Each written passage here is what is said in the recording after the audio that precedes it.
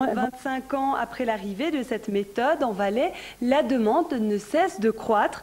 Mais l'épandage aérien, ça ne s'improvise pas et ça demande quelques moyens logistiques. Jean-Étienne Alette. Nous sommes à la steppe de Biodron, il est 5h30 du matin. Dans quelques minutes, les 4 hélicos seront en l'air. Dernier contrôle, pour les équipages, c'est un jour ordinaire.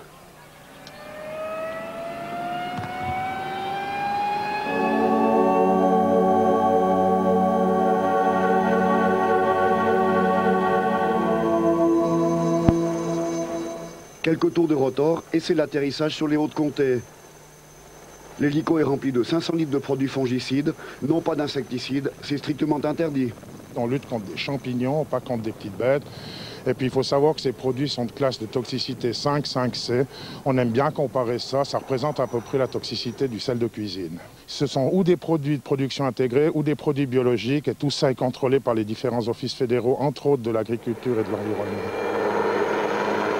Pour le pilote, c'est 100% de concentration pendant 4 heures. Son job consiste à suivre des balises de couleurs disposées dans le terrain. Donc les balises sont implantées chaque 14 mètres. Et si par hasard il y a un secteur qui ne se fait pas, eh bien, sur la balise, quelle que soit la couleur, il y aura une croix en noir. Et cette croix nous indique que nous, on doit stopper le traitement, donc on va couper les jets. Voler près du sol avec une machine lourde, ça demande de l'anticipation et de la précision. Parfois, les barres de traitement passent à moins d'1 mètre du sol.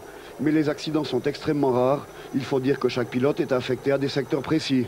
Le fait de connaître très bien ces secteurs, c'est-à-dire tous les câbles, tous les obstacles, et en plus la connaissance du terrain, ça apporte une qualité de sécurité et aussi une qualité de traitement. Alors j'arrive vers toi pour regarder ce qui se passe, compris? Pour Alex et son équipe, c'est la course contre la montre. Avant l'arrivée de l'hélico, il faut penser à une foule de détails. C'est contrôler s'il n'y a pas des jets qui tournent sur les lignes.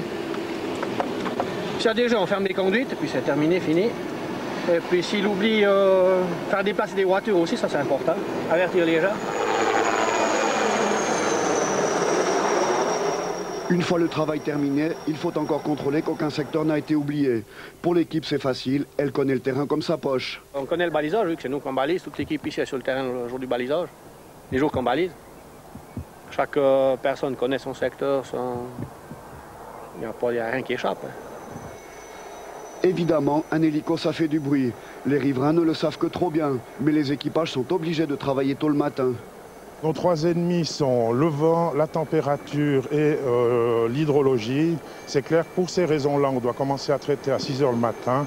Moi, je voudrais simplement dire que je remercie infiniment la population qui nous supporte pendant l'été, mais enfin, qu'elle se rende compte que c'est pour la bonne cause. 11 h du matin, les machines sont de retour. Dernier coup de jet, dernier contrôle technique. Demain matin, le travail reprendra de plus belle.